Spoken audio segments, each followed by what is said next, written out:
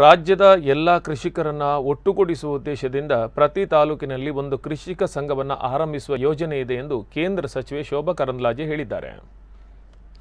ಪುತ್ತೂರಿನಲ್ಲಿ ಮಾಧ್ಯಮಗಳ ಜೊತೆ ಮಾತನಾಡಿದ ಅವರು, ಭಾರತ ಸಣ್ಣ ರೈತರನ್ನೇ ಹೊಂದಿರುವ ದೇಶವಾಗಿದ್ದು, ದೇಶದ ಎಲ್ಲ ರೈತರನ್ನು ಒಟ್ಟುಗೂಡಿಸುವ ನಿಟ್ಟಿನಲ್ಲಿ ಪ್ರಧಾನಿ ನರೇಂದ್ರ ಮೋದಿ ಕೃಷಿ ಉತ್ಪಾದಕ ಸಂಘವನ್ನು ಆರಂಭಿಸಲು ಸೂಚನೆ ನೀಡಿದ್ದಾರೆ.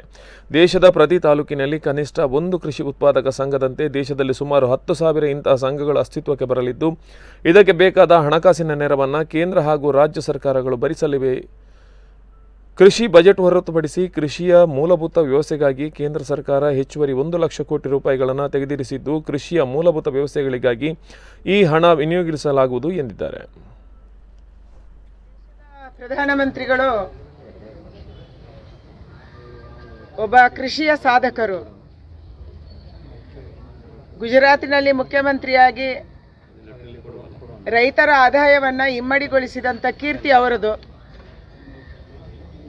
ಇವತ್ತು ದೇಶದ ಪ್ರಧಾನಿಯಾಗಿ ಇಡೀ ದೇಶದ ರೈತರ ಆದಾಯವನ್ನು ಇಮ್ಮಡಿಗೊಳಿಸಬೇಕನ್ನುವಂಥ ಒಂದು ಛಲದಿಂದ ಅವರು ಹೊರಟಿದ್ದಾರೆ. 2013 ಮತ್ತು 2014ರಲ್ಲಿ ಈ ದೇಶದ ರೈತರ ಬಜೆಟ್ 23,000 ಕೋಟಿ ರೂಪಾಯಿ ಇತ್ತು. ಇದು ಇವತ್ತು 460 ಪಟ್ಟು ಹೆಚ್ಚಾಗಿ 1,31,000 ಕೋಟಿ ತನಕ ನಮ್ಮ ಬಜೆಟ್ ಏರಿದೆ.